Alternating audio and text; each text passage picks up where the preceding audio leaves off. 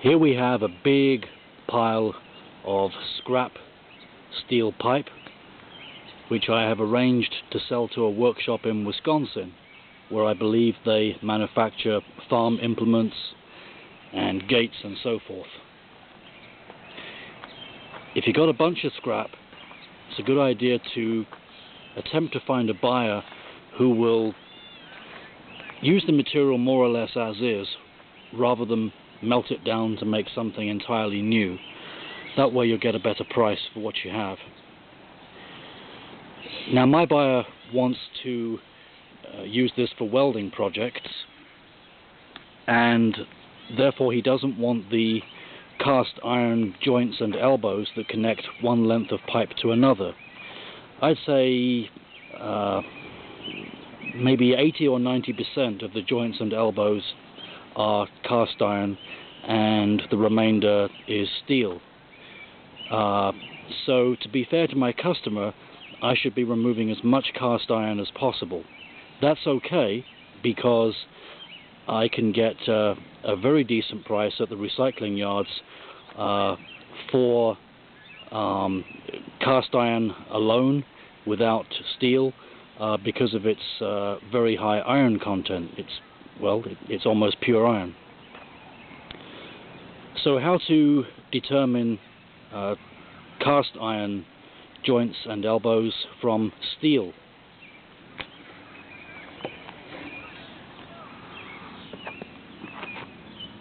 This is a cast iron joint. Note the very thick collar or flange to account for the brittle nature of cast iron. Compare that to this steel elbow with its low profile flange. Cast iron. That little one is cast iron. Cast iron. What do you think that one is? Very low profile.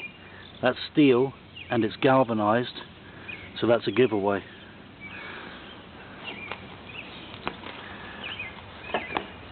Cast iron, cast iron. Yep, those three are cast iron. Now these big ones, 1, 2, 3, they're steel. Low profile collars.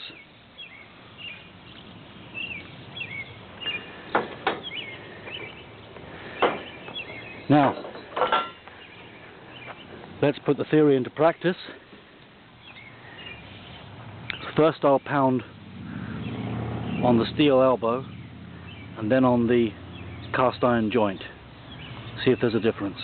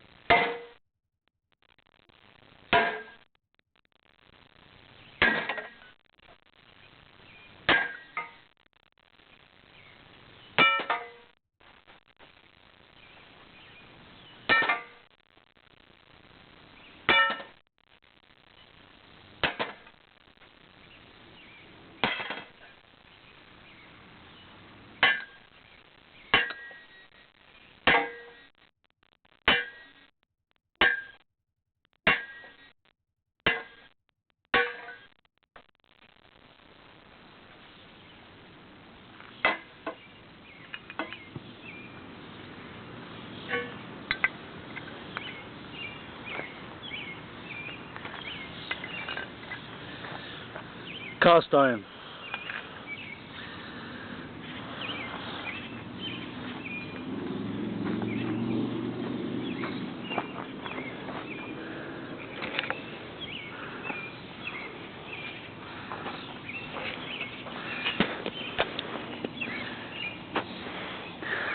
Let's take the broken material back to the workshop.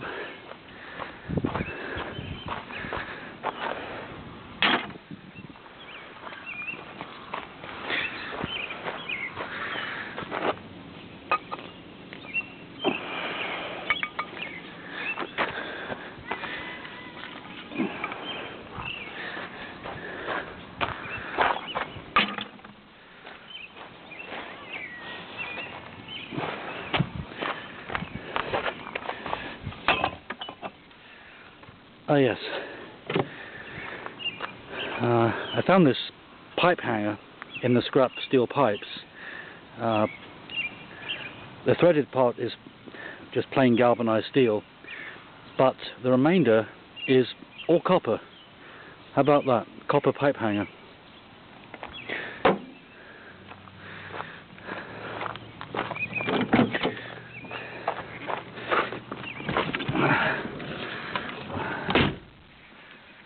Okay, let's take the cast iron back to the workshop.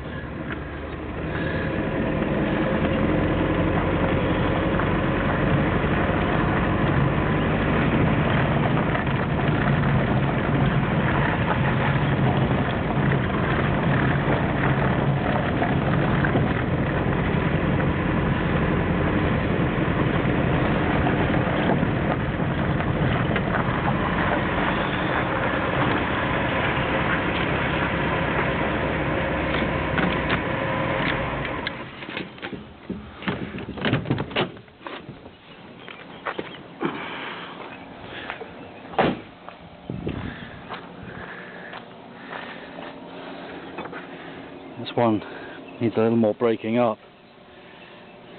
Still a steel ring in there, so we'll get to that. And one more needs a little more work. Okay, let's see if I can lift this.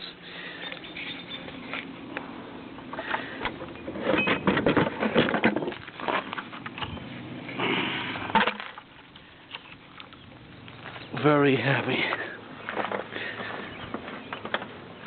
Okay.